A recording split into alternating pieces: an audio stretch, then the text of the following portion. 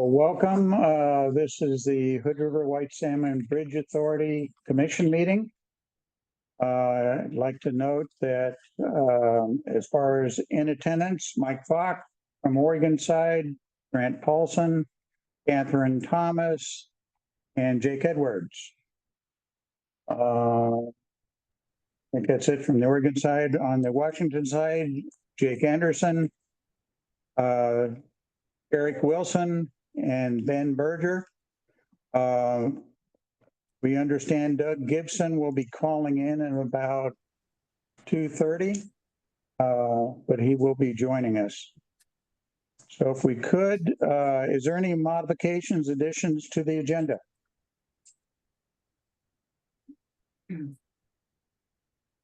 If not, I think we need a motion to approve the agenda as is. The agenda. Second. All in favor? Aye. Aye. Okay, it passes.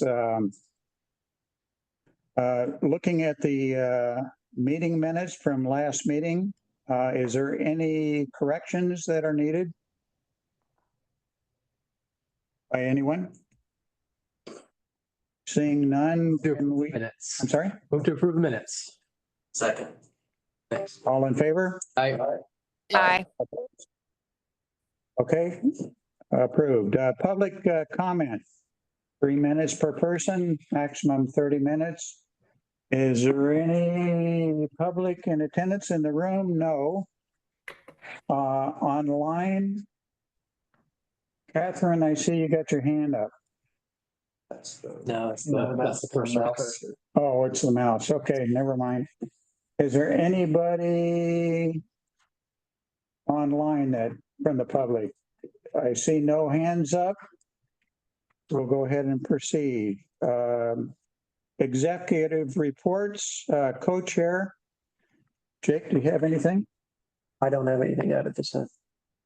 Okay, I've got just a couple of things. Kind of my focus. There's 3 items that I'd like to bring up, make sure it's in front of us. The uncertainty of funding continues. As we said last time, we have no real change, but we've got to get access to our infra grant that we received about a year ago. We're seeking 75 million of the approved $200 million grant.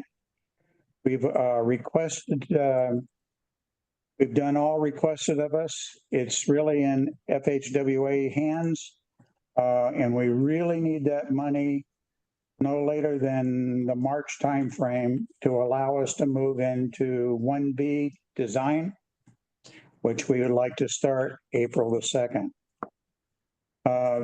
Jake and I and Mike will be visiting Salem and Olympia this week and next week to help present our case for Oregon fulfilling the $105 million to go request for funding and Washington State's $50 million to go request. And also, of course, protect the money that has been previously approved from pressures that currently both states are under. And we'll get some more update on that later on in the meeting. It sounds like our BIP grant request is on hold and maybe several months out, but hopefully we'll get again an update today from government relations staffs in the various areas.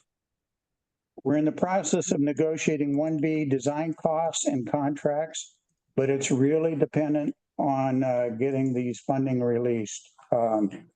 For us to maintain schedule, again, we've got to have the 75 million by the March timeframe, or our design schedule starts to slip. We're continuing to see pressure on our record of decision. We're really in the hands of federal highways right now. We think we've done just about everything that we can do. We've responded to all questions. And that's part of the problem. Yep. You know, like the regional engineers and they, you know, and Steve doesn't often let them either.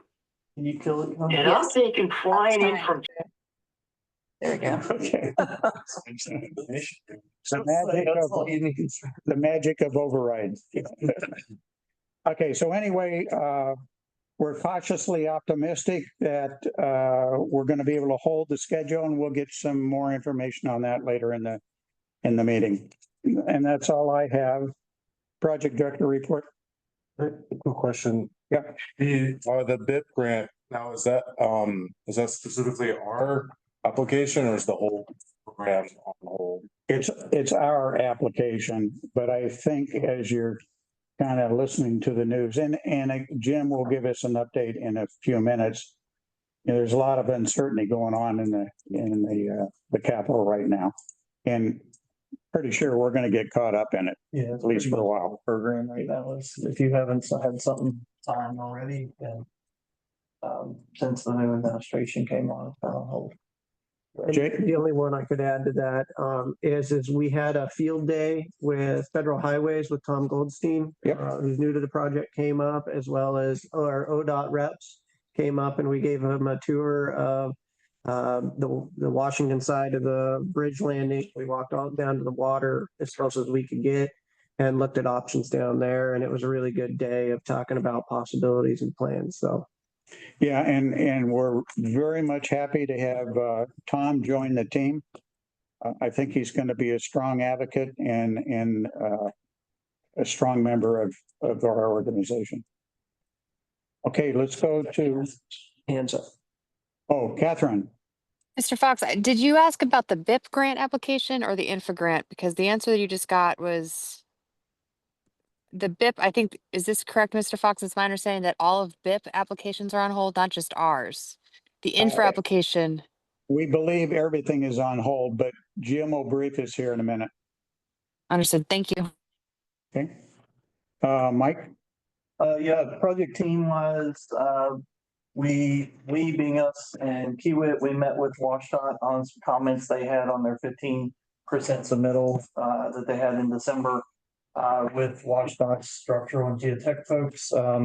Good meeting. They had some good comments. We're going to incorporate those as we move forward into 1B. Nothing that drastically changed anything, but just making sure that we're staying in compliance with what WashDOT's would want to see if they were doing the project. So we've asked them, hey, if we would love to give this to you one day, we want to make sure that if that opportunity came up, that we are able to. So, they gave us some comments on things that they would see on their new bridges for us to take into consideration. So some of those will come back up for discussion when we get into 1B. We also started meetings on the inconsistencies that we're seeing between the biological opinion and the biological assessment, just to determine where there may be some interpretive decisions. And we're starting to get our information together. So we met with Kiewit on that. We will be planning to take that into the risk workshop, and then we're going to be meeting with NOAA, NIMS, and HRWSBA to discuss the interpretation of some of those where there's some what we see as inconsistencies. So more to come on that, but that discussion has started. We're also working through the phase 1B estimate for Kiewit for them to take the design from 15% to a signed and sealed set of plans. So we're working through that with them now. We've came to agreement on generally the scope, and right now each team is independently developing their estimates, and then we will come back together for negotiations once both teams have their estimates put together independently. So that'll comment for you on 1B and maybe for the team here. As we develop 1B estimate, it should be for the design of the new bridge, and it should be for dismantlement of the old bridge. It does. I think we should keep them separate, because down the road, if we have funding problems, we may want to separate those two. We could delay the start of the removal design until a year or two prior to being complete on the first one and still meet our commitments on that. So we're isolating. Helps our cash flow. we're isolating those as two separate phases. One's a construction phase to build the new bridge and a demo phase. We're estimating them now, but we are able to isolate those, or we'll be able to isolate those. Did somebody else? I don't know. Oregon State funding, the lottery bonds, just a reminder that sale will be happening in May of this year, late April, early May of this year. In discussion with Oregon, they believe that the money should be available to the project in early June. So we'll have access to that $20 million. Will be our next funding source that we'll have access to. The Umatilla tribe, as we said last time, has provided back comments to their MOA for the impacts to their treaty rights. That is in with FHWA legal. The comments seems pretty minor. FHWA did not see where there would be any issues with those comments. Their legal was out last week, so she got back today. So hopefully this week they'll be able to get a new version out. Our goal would be able to bring that version to the authority on the 24th, potentially for signature. So that would be the first of the four. We also had a really good meeting with David Clark, who is a part of FHWA's team, their national team, when it comes to negotiations on activities related to tribes across the country. I think he brings a good perspective to be able to come in and get these closed out. And he's actively working with the Oregon division to see how they can progress the other three. They're actively working with Nez Perce, and then are going to be ramping up discussions with Yakima and Warm Springs. Some of that may take place through government to government consultation, where it's just simply FHWA meeting with the individual tribe to work through some of these. But overall, I think that brings a positive aspect to the treaty MOA discussions, having David on board. I want to second that. I sat through that meeting, and I think David's going to be an extremely valuable member of the team going forward. And we certainly welcome him to the party here. On one other activity, two other things. One on right of way. We are putting together a comprehensive list of the right of way impacts, the ones that we think will be for fee and the ones that we think will be non-fee related agency to agency transactions, so that we can start working on the non-fee activities and start approaching some of the local agencies as to whether or not we can do donations, land donations. So that work will also be starting up here soon, related to the right of way. So we would like to finish all that right of way as part of the next 2 years, is to get all right of way in place. But one path of that is the non-fee, non-business, non-residential piece, which is the agency to agency discussions, that we feel like we can get started moving some of those forward. So. But again, we got 2 plus-ups on the federal budget to help pay for that, did we not? We have we have the congressional directed spending. Which we still don't have access to. We don't have access to. That's why we want to start with the government to government land donation discussions first, because those will just be, I'll say, paperwork rather than actual transfer of monies.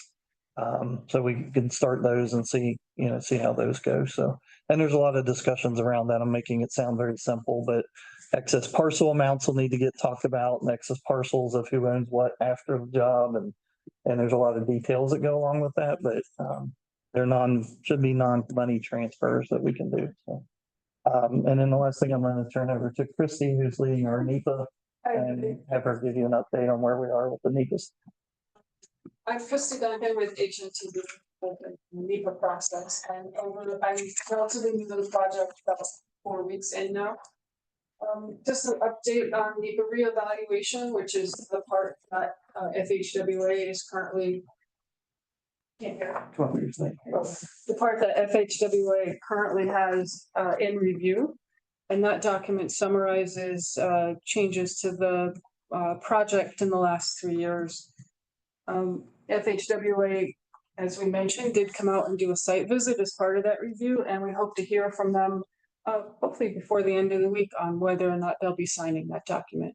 So that document is the first of many steps moving forward towards the FEIS. The FEIS document has been with the Oregon Department of Justice for the last month. I just heard this morning that most of the reviewers have provided their comments. They're waiting on one person at this point. That document will come back to our team for revisions and response. The next steps are to go to the consulting agents, the cooperative agencies. They will take a look at it. And then the final step is FHWA will take another look, do a overall legal review of the entire NEPA process for this project prior to signing it. Do we have a feel for comments? Are they significant or fairly minor? From Department of Justice, they're not significant. Good. That's so far what I'm hearing. Now we're still waiting for one, but Yeah, good. on section 106, I think I'm up to date. I heard recently that an over-the-shoulder combined review is completed and that the folks that are leading the section 106 at ODOT are in process of revisions for that MOA. There's other little tiny things relative to the bigger documents going on in regards to 4F. There's many 4Fs. There's 4, I think, or 5, or maybe 6. But at this point, they're all in some state of review, which is good. Thank you. Great job. Oh, thank you. It's been fun the last 4 weeks. I'm enjoying this project. Let's move on. Legal report. Who do we have on? Hi, Commissioner. It's Judy Barone. Good afternoon, everyone.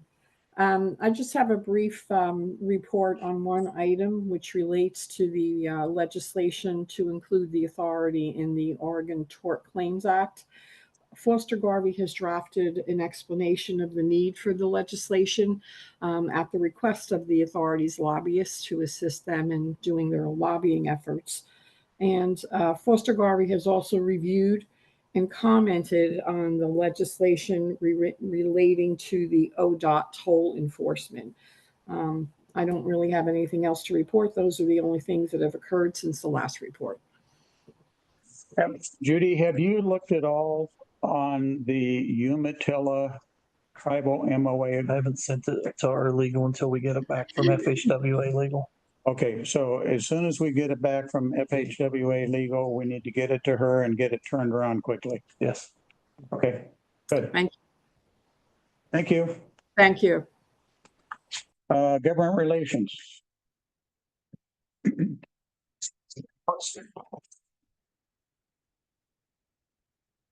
Let's go, Chair. Dan Marr here with the Government Relations Update. A number of these items have already been discussed, so I'll mostly be playing traffic cop here, but this Thursday is our Project Lobby Day in Salem, so we've got a delegation of folks heading down. We've got 7 meetings with legislators and relevant staffers scheduled in the Capitol. Thanks to our lobbyists, Dan and Maddie from Thorn Run, for getting those set up. So far, there's been no concrete information about the transportation package that has been released, but rumor has it draft may be out as soon as this Friday. Dan, are you on? Do you have anything to add there?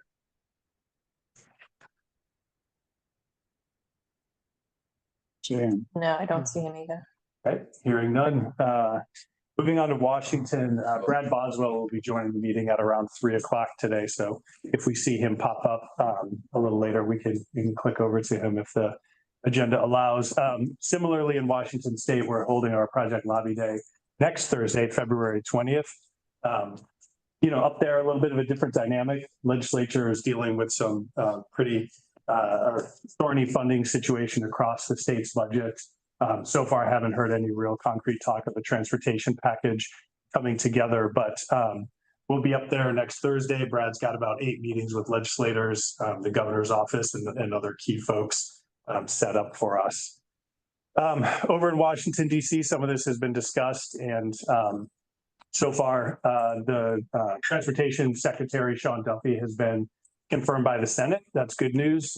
Toward the end of the last week, saw a press release come out. I see Jim Kolb is with us here. Saw a press release come out announcing some key political staffers. So that's another good sign that they're starting to staff up.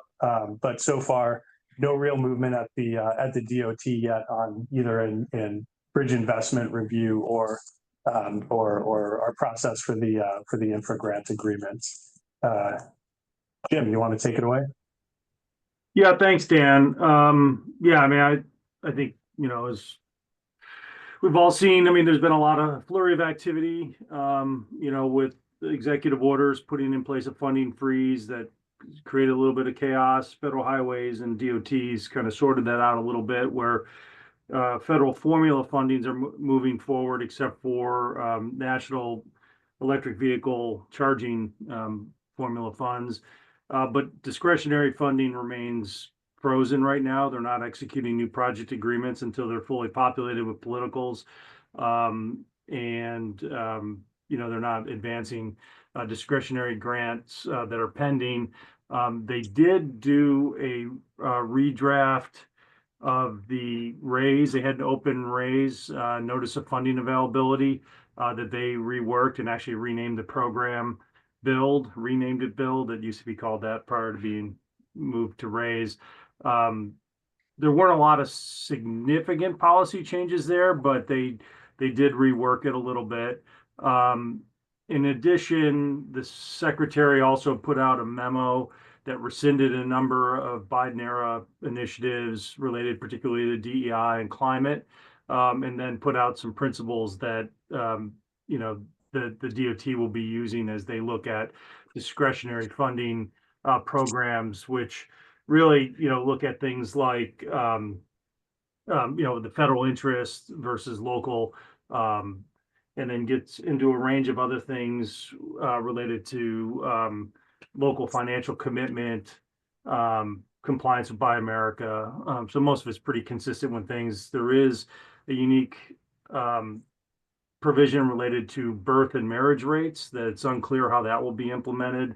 So we'll have to see. And then there's also provisions related to masks and vaccine mandates and things that don't necessarily impact your application. Whether they actually proceed with the BIP NOFO that the Biden administration had put out, or if they put out a new one, remains to be seen. Again, I think we're waiting to see where they are with staffing. As Dan said, they have started to bring some people in at the political level, and we'll have to see how that plays itself out. But as of right now, no more intelligence on when we can expect them to start, making decisions on awarding, BIP funding. But it's good that they're starting to get people there, and they have been, starting to lay out some principles they're going to look at for reviewing applications for funding that they have available. So Jim, this is for you and Carrie. This new criteria that's coming out now, does it make sense to take a look at that criteria against the BIP application that we submitted? And would we make an addendum to try and strengthen it and not really send it in, but when we go back there, have it at our disposal to make sure that we talk about it with the right people? And I'm thinking about local content. What I read, if the bridge is tolled, that would rate a little higher than if it wasn't. I certainly think, while some of these things we'll have to wait and see, and I'd be interested what Carrie thinks, but we have to wait and see how they're going to actually implement some of the principles that were laid out in the document. But I definitely think it'd be in our interest to start thinking about, how we would shape an application, being cognizant of those new criteria and principles that they're going to focus on. I also think that could potentially, looking at the instructions that we had for the previous round of BIP, how that could potentially impact our BCA analysis, which, if they're moving away from looking at climate, does that significantly change, and where do we stack up on a cost benefit? So I definitely think it's worth having that, because I would suspect whether it's, you know, for the pending round, but eventually I would assume they're gonna put out a new funding notice of funding availability. I'll get that out. That will reflect these provisions, but we don't have that in those instructions right now. So some of this might be guesswork. Yeah, so I see getting smarter on the application that we've already submitted, but also getting us ready for the next one, making an educated guess that we're gonna go after another round. I think that I'm not sure how much effort it makes sense to put into trying to redraft the application based on our supposition of what might be in the new NOFO. I think, you know, there are some things that we kind of know. I mean, the good part of it is, and the good part of it is that the climate and the equity aspects, which are the two things that I think are going to get downplayed in the next round of guidance, those did not figure in any great way in either our application or in our benefit cost analysis. There was some carbon calculations and things that we may be asked to redo, but what they typically on the BCA, what they provide to us typically is a black box where you put your numbers in and it spits out a benefit cost ratio.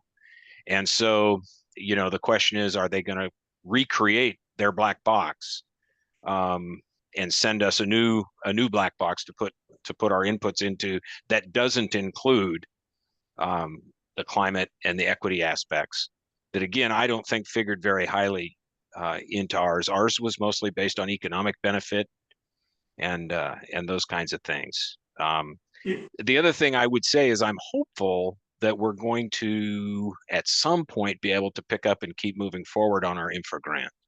I'm hoping they're not going to ask for any redrafting of anything there. I mean, that was fairly well along. I think we were weeks away potentially from being able to execute an agreement on that one. And I truly don't think it is the intent of the Trump administration to just completely stop progress on infrastructure. In his previous administration, you know, he was touting a $2 trillion infrastructure bill. And so I don't think he's anti-infrastructure. And our project, fortunately, is almost purely infrastructure. There's not a whole lot of climate, no electric vehicle aspects to it. And so I'm hopeful there. And again, I'm not sure it makes sense to start tearing apart or I'm not sure it makes sense to proactively try to improve our BIP application until we know a little bit more.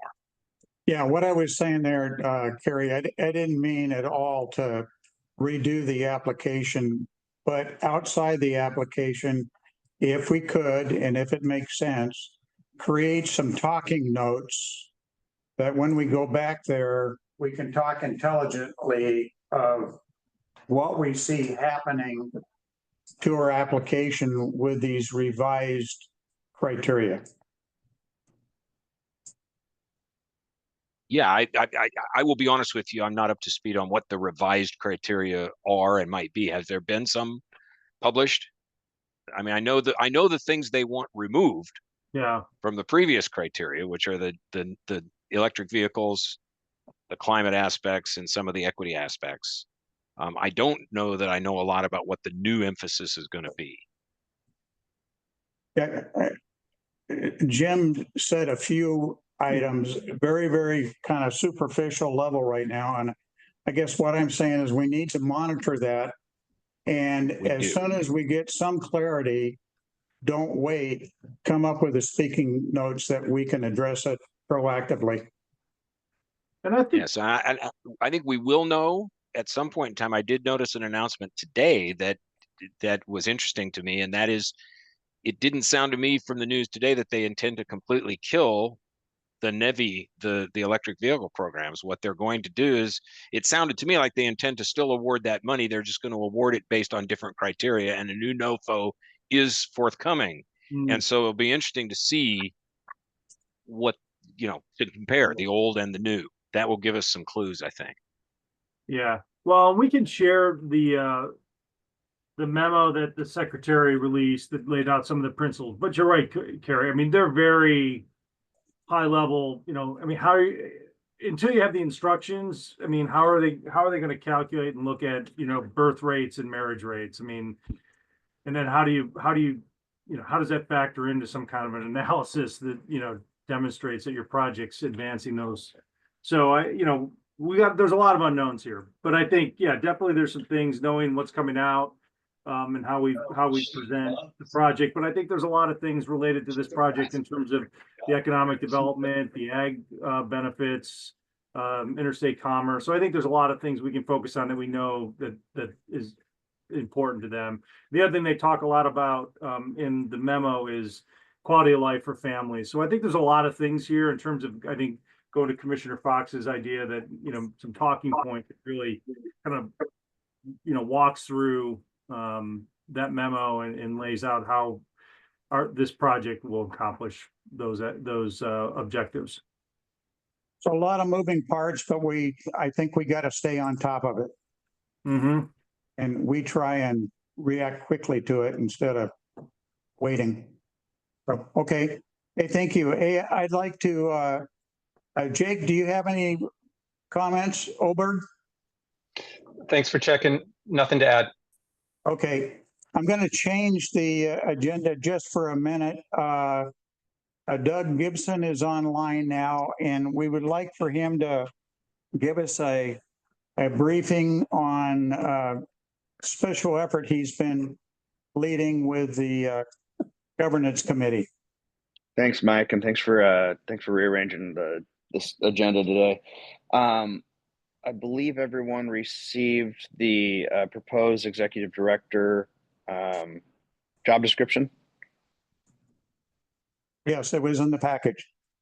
Perfect. And so, really the ask today is for the board to approve the executive director job description, and then assuming that we can go forward with that, would want to figure out a minor budget number that we can work with for promoting the job, and then get a committee formed for really receiving and reviewing the applicants based on that. So I think the first item would be, is there any changes or modifications that anyone would recommend on the job description? I have a kind of a minor one. I think we need to add a little bit broader picture of non-construction related tasks, especially in setting up the organization to come, and getting ready for, the future of this authority. I think you did, and your team did a great job with the write-up. That's just an area that I thought maybe we could add a little bit to, but perhaps we can easily add general administrative function on structure. Wouldn't be a problem. Yeah. Maybe what you do, Doug, is that we establish a kind of a working committee to take what you've got thus far and carry it forward with a recommendation with the budget, kind of a timing, a schedule, where the funding is going to come from for this particular position, that whole picture, bring it to the authority for final approval, and then we push on out. That would make sense. And what my proposal would be is that we establish the committee based on kind of the heads of all of the different committees being a part of it, with the exception of myself leading it, and instead of Arthur, because he's busy with other things. So let's look at the committees. So Grant, are you okay joining this subcommittee? I got a thumbs up. Communications. I'm sorry.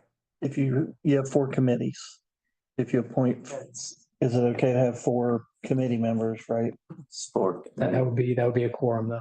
And that would set you up to have to make all the meetings public. So. Right. Okay, so we got a limit to 3. Well, let's just first volunteers. I don't think it matters I think everyone's qualified, and ultimately, the goal of this committee would be to bring 2 to 3 applicants for final interviews to the board anyway. So everyone will get the opportunity to review the final product and as well as get updates along the way. Okay, anybody have a desire to serve on this committee? I can't help out. I would suggest that whoever's on this has experience with hiring people and going through the hiring process, which do. So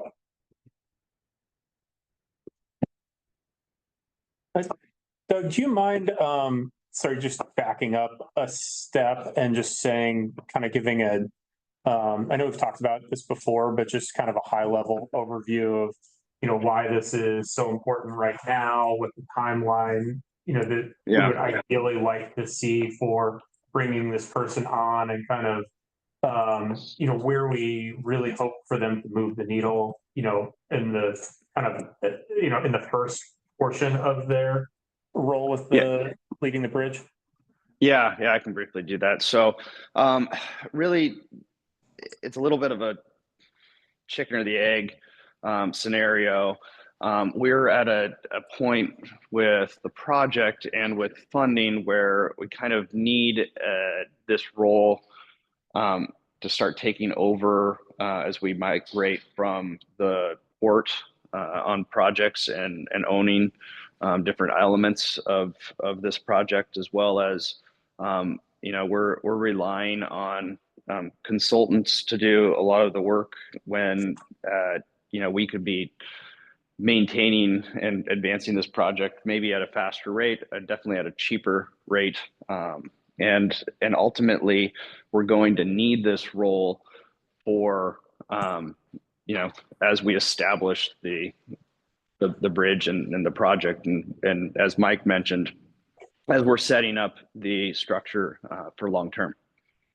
Jake, you've been on some of the meetings, or Mike, would you like to add to that? Yeah, in addition to that, we're being encouraged by Federal Highways to get this position in place. They would like to see, they call it responsibility and charge. And it really should not necessarily be one of the commissioners. And it shouldn't be a consultant. It should be a full-time employee. The agency is expected to have a paid employee that is the person responsible charge for a project. So for period, you can use the authority as that, but the goal should be to get that person in as soon as it makes practical sense. Now, Kevin Greenwood's been kind of acting in that particular position, but I think we're moving well beyond, and we need somebody that's very qualified, that understands design and construction of our bridge, and then how we move into setting up the toll situation, long-term maintenance, and so on. Mm-hmm. So it's earlier than I had hoped, but I think it's probably time. Okay. And then just kind of as we're trying to figure out and think about balancing between different skill sets, is it most important that this person be somebody who's going to be a strong fundraiser for us? Is it most important that they're somebody who's going to kind of visualize and build the organization that, would be the staffed organization? Or is it more important that they're kind of have a really strong construction background? All of the above. I know that they need to have all of the above, but which of those, a little lesser construction related. Okay. Because there's lots of staff around that can help with that, but the person needs to have a whole bunch of common sense and be able to ask questions when something just doesn't feel right. Mm-hmm. Yeah, I would say this person is going to be pretty multifaceted at this point, with less of the emphasis on the construction side, because there is, we're hiring that expertise out. But we do need the local community, as well as, the governance and skills on establishing communication chain that, I think would really help accelerate things as we're moving forward. And in fairness, I think Kevin Greenwood has done an excellent job for us of what we've asked him to do. But he's got a full-time job trying to get the port ready to live without the bridge by itself. So adding this on top of it, it's more than one person's job. You got Catherine. Catherine? Yes, sir. I have done hiring before, but I just don't know how much of a time commitment this will be. And so I would volunteer to be on the committee, but I just have to have a better understanding of that, what's expected. One thing that I did think was missing, I think it's a great draft. I do think that they do need to understand permitting and that whole sort of side of construction and getting a bridge done, because you do have to at least talk intelligently when raising funding as to what's out and what's next and what we're waiting for. I also think that the minimum qualifications should be beefed up just a little bit, because just an education of a bachelor's degree, I don't think is somebody, I think maybe talking about experience, I see the experience here. I just think maybe we could maybe beef up just the minimum qualifications, especially because of their role and the authority that I guess we will be delineating to them on behalf of the board. So those are just my thoughts. Over. I think those Okay, are that's great input, and I would say you should be a part of the committee, and that would, you know, depending on the time commitment, we'll need to continue to reassess what we're dealing with. And everyone's busy, and this is not their first job, but I think that with most executive hires, I've been part of several committees for other organizations, trying to hire CEOs and other things, and it ends up being a time suck right at the beginning. But then once you kind of narrow things down, it's pretty hands off. okay, so anybody else want to join? Okay, so here's the way I typically do things. Yeah, he's on the list. Here, if there's, Okay, I do, my time commitments are, I have a little bit of, I guess, Doug, let's connect offline and make sure that once we get a little bit better sense, let me make sure that I can support what you need for, I have a little bit of availability right now over the next couple months, and then I've got another big sort of push for work that is going to make my time availability more limited. okay, so right now you're on the list to be confirmed. If nobody else wants it, I'll volunteer.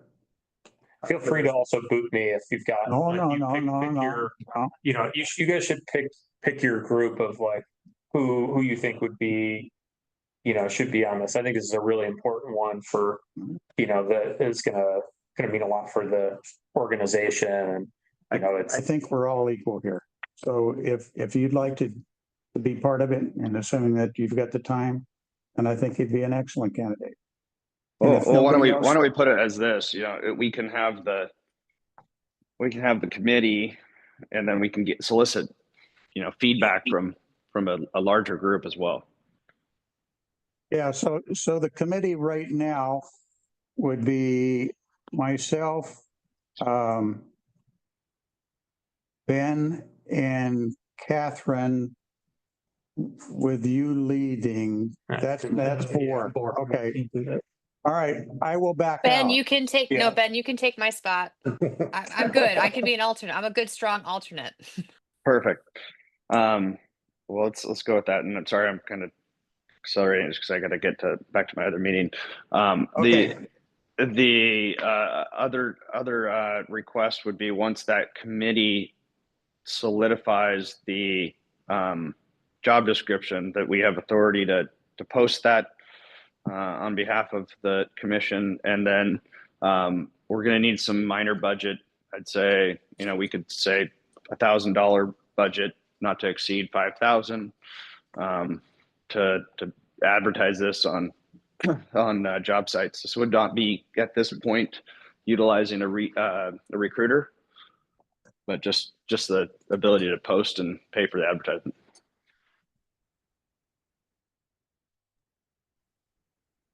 Are we okay with that? Or do you want to come back to the authority one more time that says, here's the final description. Here's what we think the budget is for this position. Working with budget and finance, here's how we could pay for it and then get approval to go forward. I go either way. Grant? Given this is the first chance we've talked about it, not having a higher date or any of that particular thing set. We need, we need a little bit more information around timelines it would hire, as well as sources of funding around this position and a few other things that I'm going to talk about somewhat from the committee meetings. One other thing that you might want to consider in this job description is the administrative tasks and support that EDs need in order to keep commissions and commissioners on track, just in terms of a government function, minutes, schedules, agendas, etc. I've found some of that might be lacking because this individual is going to be responsible for all of us and keeping us on track with everything we're doing. And I didn't see any of that in here as well. So you might want to consider adding that to the list of requirements. Separately, before we move ahead and commit funds to moving forward immediately, I would just like to see some of that beefed up a little bit and more certainty around exactly what the schedule is on when we would be trying to bring this person on and funding for this individual. I think that's fair. I mean, this is a big change for us. So Your next meeting is virtual on the 24th. hey, Doug, I think one or two meetings to resolve these issues is probably well worth it. Okay, that sounds good to me. Let's move forward with that. We now have our committee set. That committee will report, hopefully can get time on the agenda next meeting to share our progress. Okay, so you're going to take the lead as far as calling the meeting and running Yes. it. Okay, Yes. good. And that's you and Ben, correct? Yes. Yes, correct. Okay. Thank you. Hey, thank you, Doug. Hey, let's move back. Brad is on for Boswell. Yeah. Brad, can you give us an update? Sure, folks. Thanks for having me. I apologize for not being on early. This is obviously a super busy time during the legislative session. First, we have folks coming up on the 20th. We've got several meetings, including with local legislators as well as chairs of committees and the Gov's office to, again, have discussions on our project. I think we're also in the process of scheduling a little bit of time with staff. With Mike, I think we're working with your calendar on that. Overall, where we are in the legislative process, we're still in the early stage, meaning this is policy time. So all of the committees are working through various pieces of legislation that are churning in and around. First policy cutoff is February 21st. So that means legislation that does not have a budgetary impact has to be out of its policy committee by February 21st. Otherwise, it's considered dead for this session and won't have any more work done on it. Once you get through that, then there's about 2 weeks of floor action work that is done in both the House and Senate. That means bills have to be off of their respective floor by that next cutoff, which is chamber cutoff.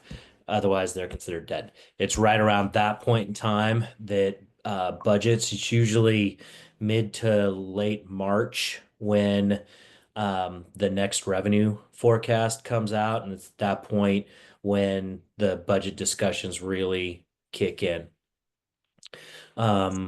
We are hearing a lot of sort of grinding from at least the transportation chairs and concern around significant budget holes that they are facing.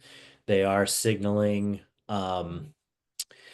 potential project cuts, although at the same time, they are also in sort of their respective ways beginning the process of looking at additional kind of revenue tools, transportation package wise.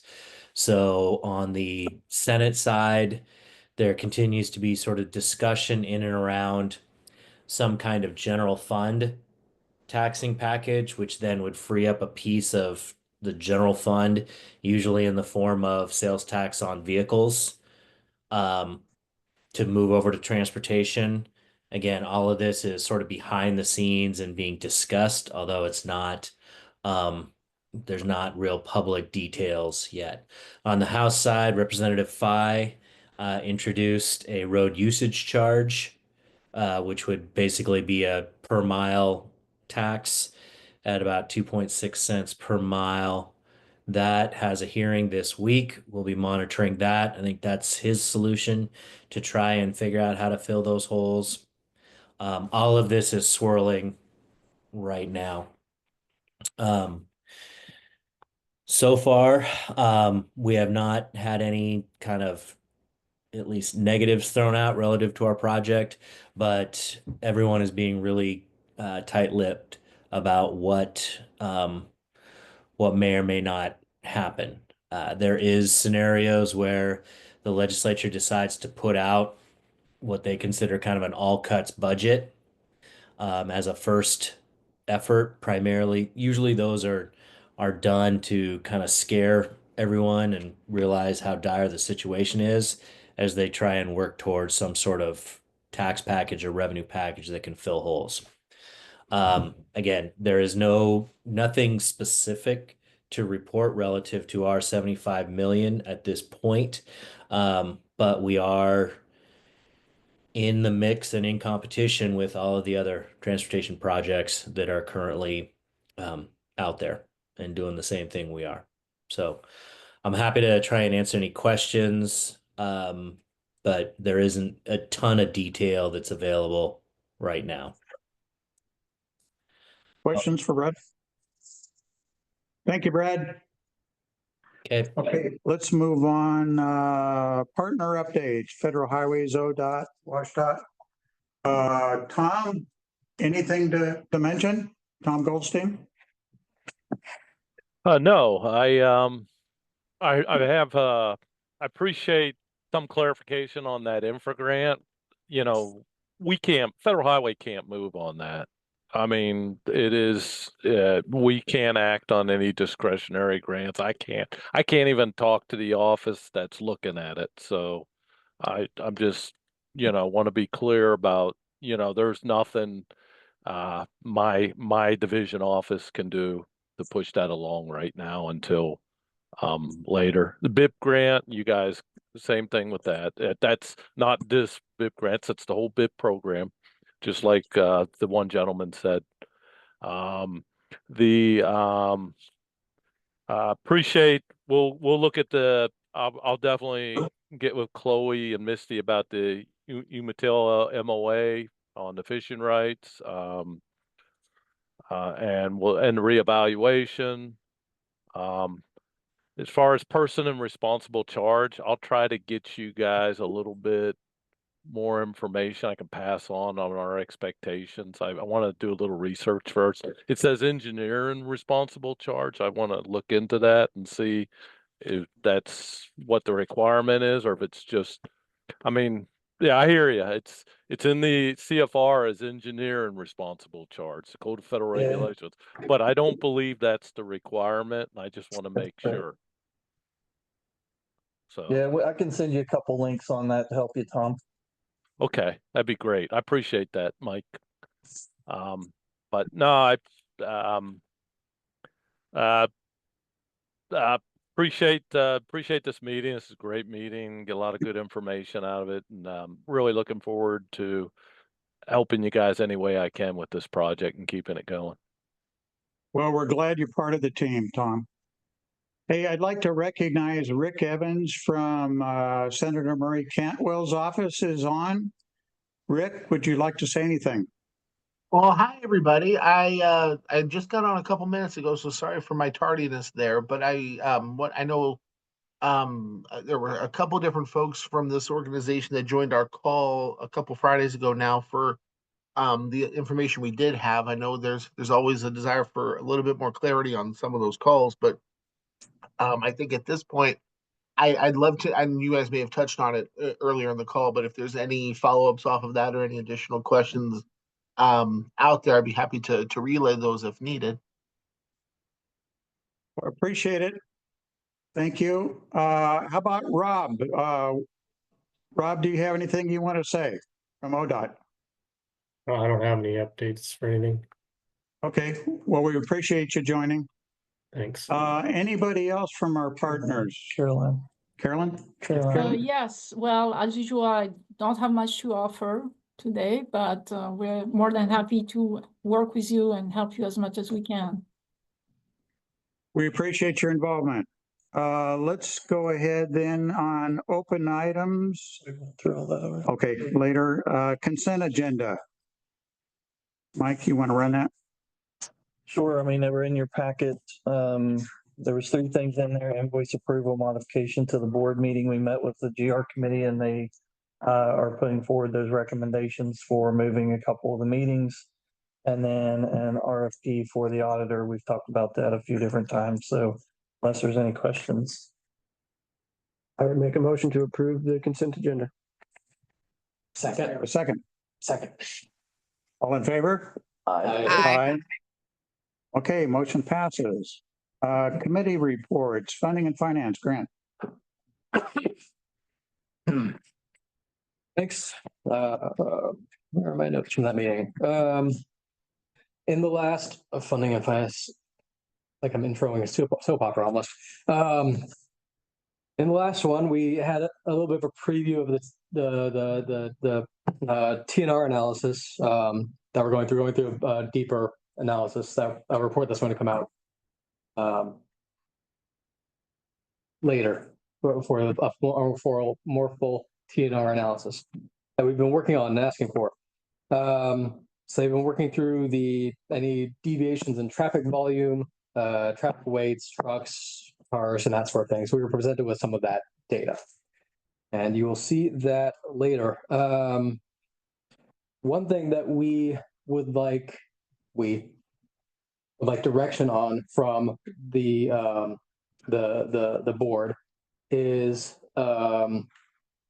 there. So we have the $500,000 loan from the port, and that was to cover non-reimbursable expenses that we incur.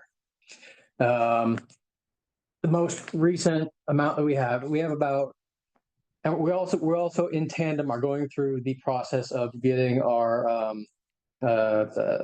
overhead rate to reimburse on that stuff at the same time. So as of right now, assuming we don't have that rate, we have from that loan approximately about 3 months left of capital on that loan available to us. Assuming we get that overhead rate applied and approved, we would have approximately, at the current burn rate, about 6-7-ish months forecasted available to us if we're able to use all of that overhead rate applied to it. So that's the timeline we're looking at from those funds, from that $500,000 in loan. So that's where we're at on that side of things. And the direction that we talked about in this meeting was to request board direction to explore possibilities and have additional conversations with the port about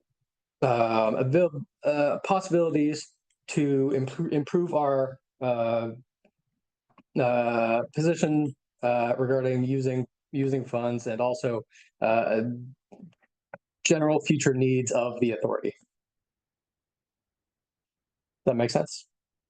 So if I remember right, one of the issues was potentially to use the revenue reserves to help pay for invoices prior to being reimbursed by feds.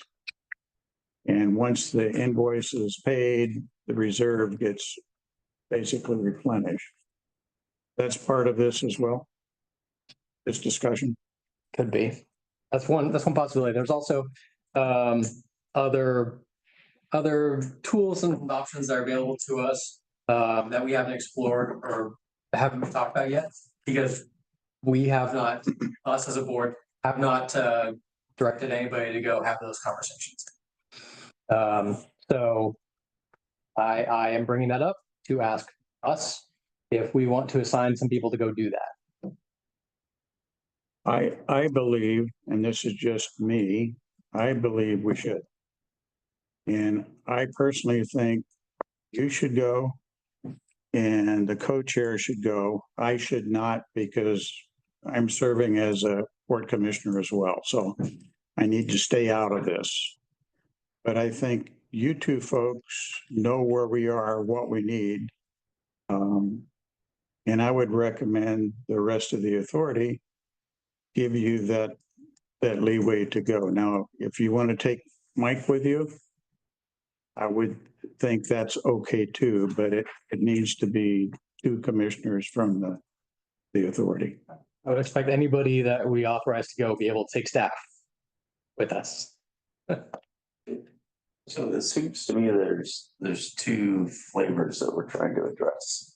One is ongoing costs that we're going to incur going forward that we will eventually get reimbursed for. And the second are costs that we're going to incur that are unreimbursable. And those we don't have a way to deal with until we have a bridge that we can start charging tolls. So that's kind of a long-term issue at this point. And I mean, well, at some point we'll have TIFIA on board. So that's kind of our next funding source that we have at least in works where we could potentially pay for some of the unallowable costs. But that's not until phase 2. Yeah, It's got to get through phase 1B. Yeah, we need it's quite a bit of money. And then there's the working capital. So there's the working capital, there's kind of three buckets, right? There's the working capital, which is reimbursable money comes in. We have to spend it to pay the vendors, then we have to seek reimbursement. Right. And then there's the overhead reimbursement, which is like if we hire an executive director, we need to charge like 1.1 times all of our reimbursable expenses to our grant partners. And then that 0.1%, like let's say our overhead rate is 10%, would pay for our overhead costs, which would be like our staff and for the facilities and things that are not directly reimbursable. And then there's unallowable costs, which are our lobbyists and things that the grants, we have to completely segregate in our accounting system and can never be charged back to the government. Right. Correct. So those are, it seems like those last two are the ones that we need a longer term strategy to approach rather than seeing if we can up the loan with our local government agency across the river or something. And I think you got two periods of concern. One period is now through 1B. And then once we get into 2, the picture changes drastically to the worse. In some cases to the worse, some cases to the better. You still have expenses that you can't get reimbursed in the other way. That's if you don't have an income stream. Right. Correct. Well, those should not increase drastically. Like as we get into phase 2, we're still going to be spending approximately the same amount on lobbying. And actually that probably will go away. Hopefully it goes away. Okay. But that depends on if we get the full funding and yeah. So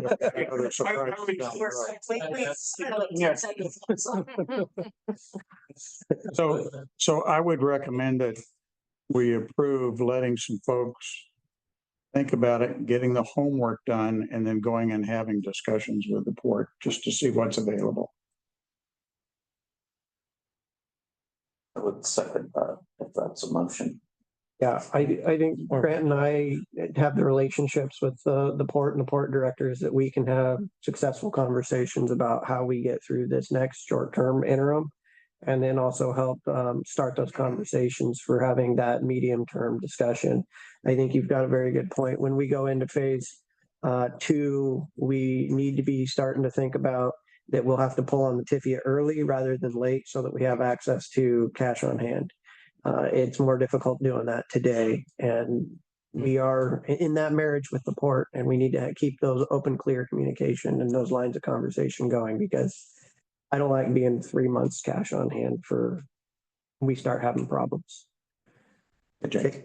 What's the status of the loan from Hood River County, and is that a consideration for the situation? That could be, but the issue there is that we may have to have that loan open for a number of years until we start tolling to be able to pay it back, which means we're going to pay a lot of interest on it.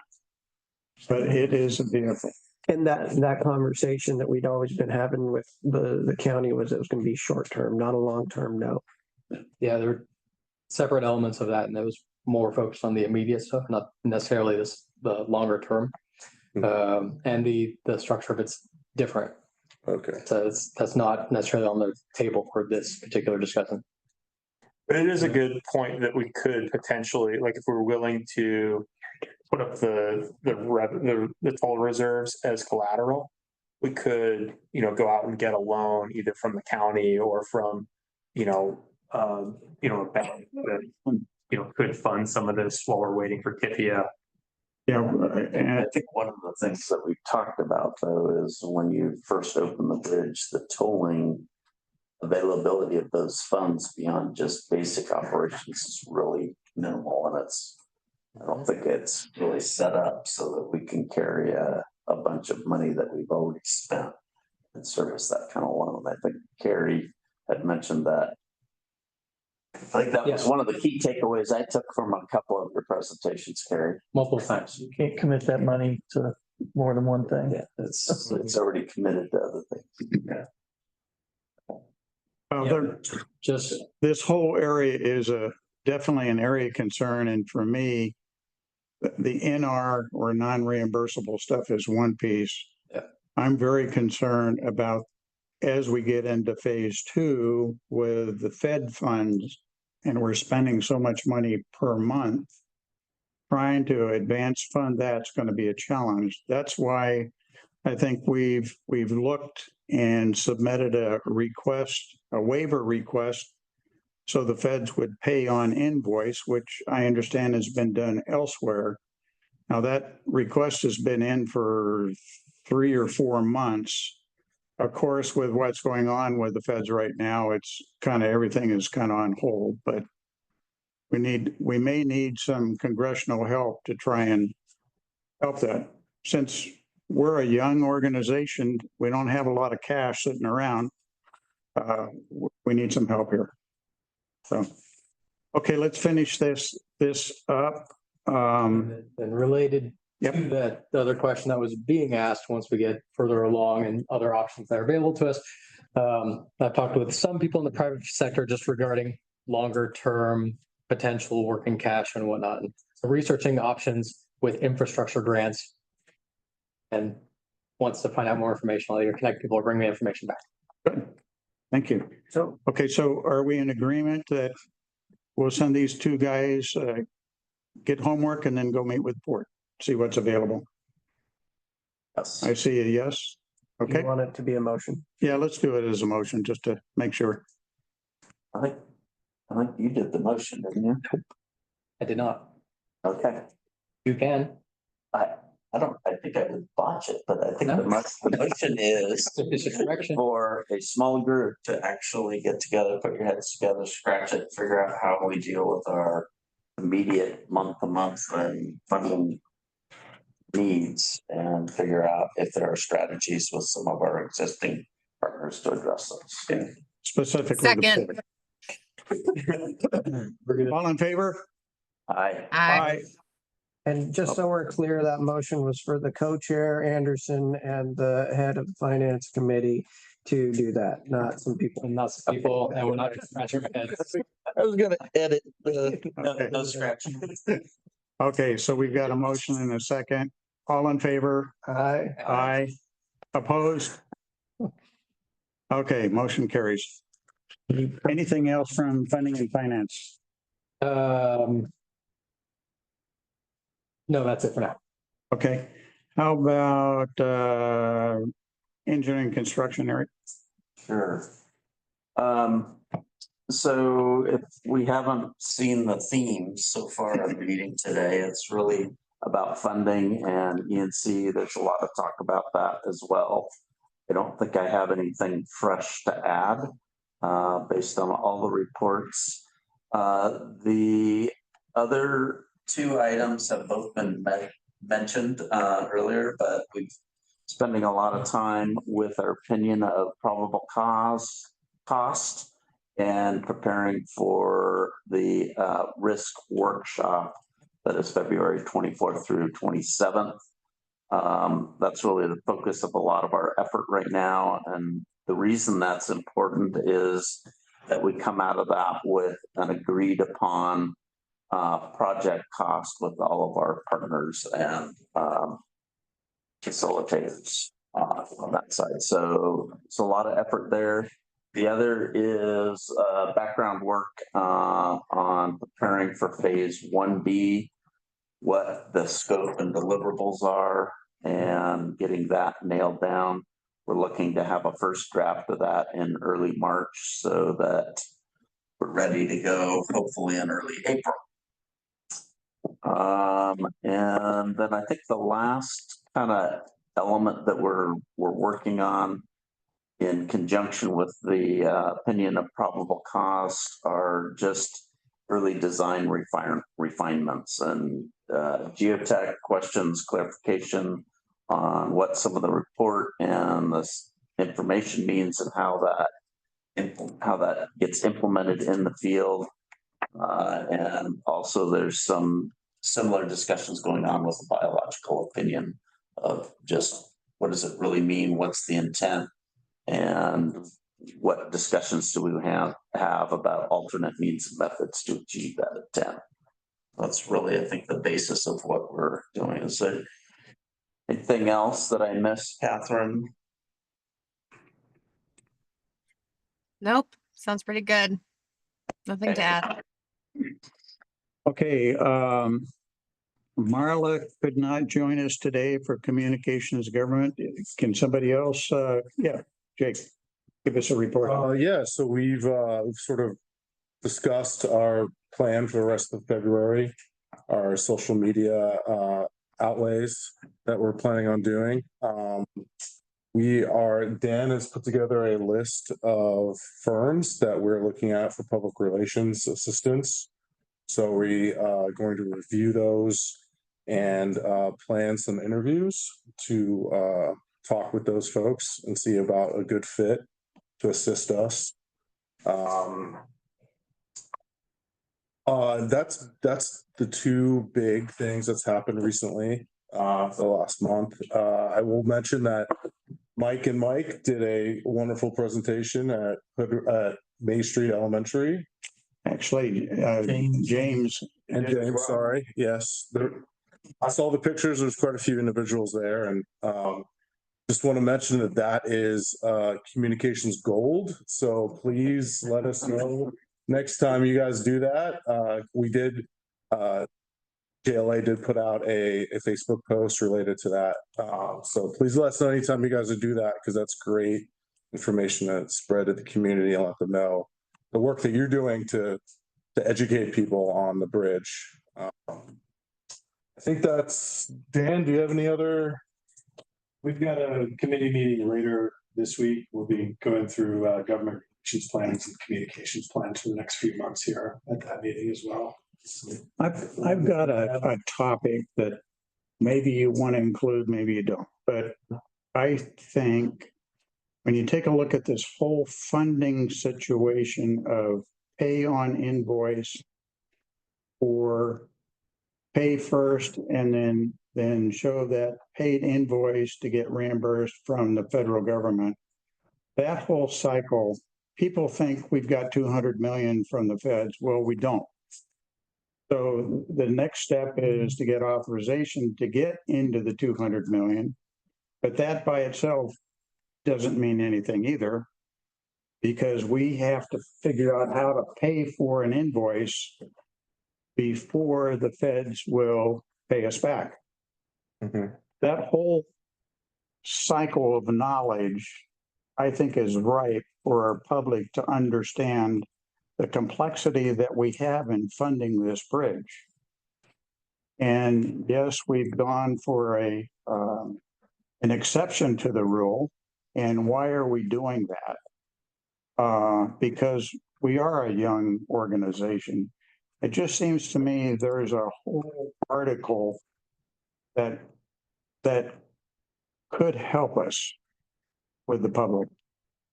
Yeah, But that's just my opinion. I think we could really do a little bit of work to better represent like what the magnitude of the costs that we're looking at trying to support are. Like it can, like even as just as we were talking about it a little earlier, and like those three buckets that we're trying to fund, like just seeing the magnitude of what those look like could really help, I think, people understand what we're talking about and how quick, like how it balloons in phase two. And especially like under the, the standard payment terms, what that looks like.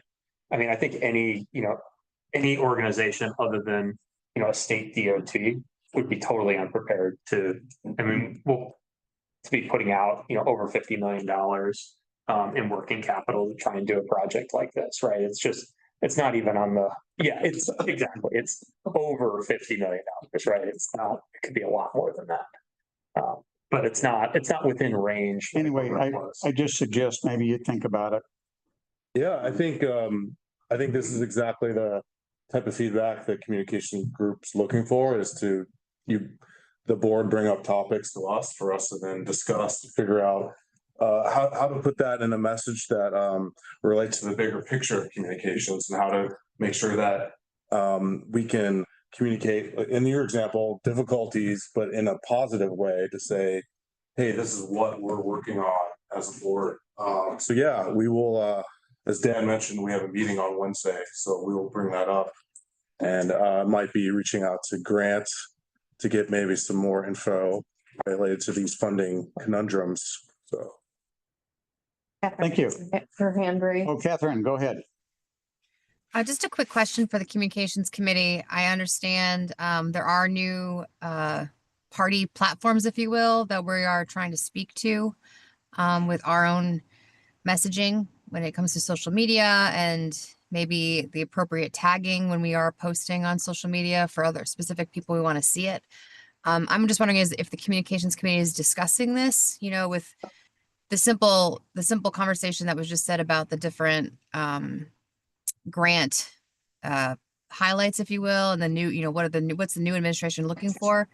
If we can stay ahead of that, that might be beneficial, especially if we're going to be talking to these people, already having some social media they may have seen if we tag them, or, if we share to them specifically. Just a thought.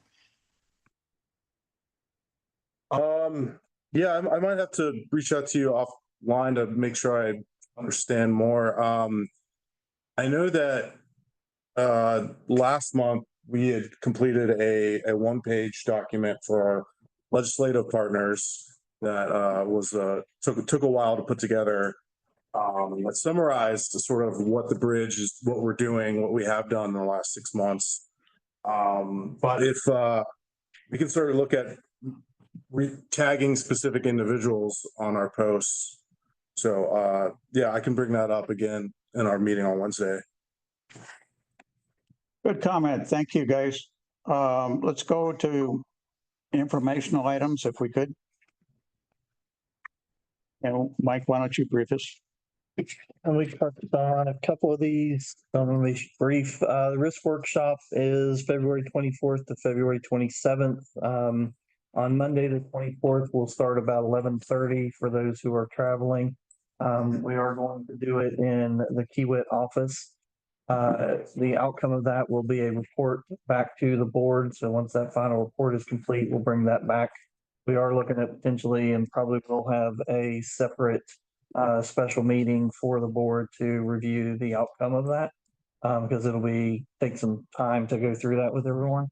So we'll probably set up a special meeting to do that. On February 24th, we also have a board meeting.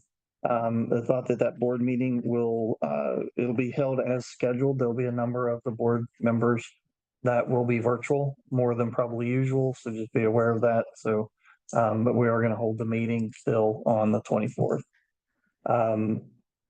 PDB, Phase 1B, scope and deliverables. Again, we've talked about that a couple times. We're working through that with Kiewit to develop their fee and scope for their development of Phase 1B, which is from 15% design to a signed and sealed set of plans. So that continues.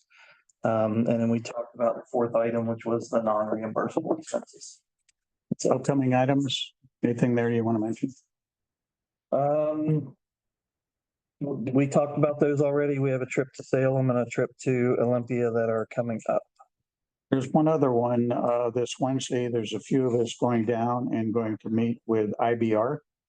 We are. And it's meant to be a sharing experience. We're not poking holes at anybody. We're trying to learn from each other.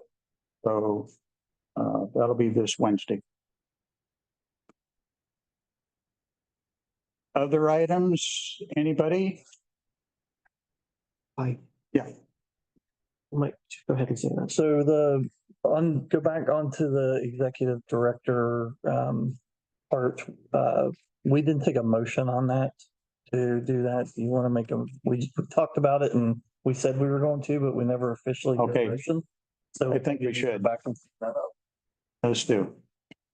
Anybody want to make the motion? Let me see if I can. Nobody make that. I'll see if I can do it. Correct me if I'm wrong.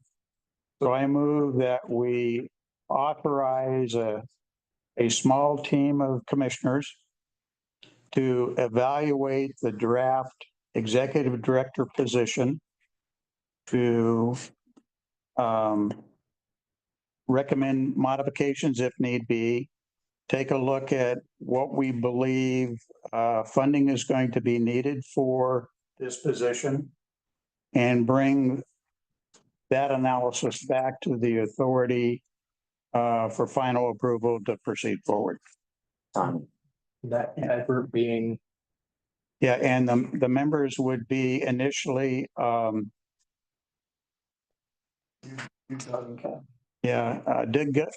Gibson, Ben Berger, and myself, Mike Fox. That was the motion. That was the motion. I would second that. All in favor? Aye. Aye. Opposed? Motion carries. Okay, what else do we have? Is that it? I had my hand Yes, up please. earlier for the communications conversation. In here, it says the social media campaign in February is focusing on the commissioners who make up the bridge authority and the effectiveness of the commission. Can you tell us a little bit more about what the plan is on that, or what you guys have done? I haven't seen anything.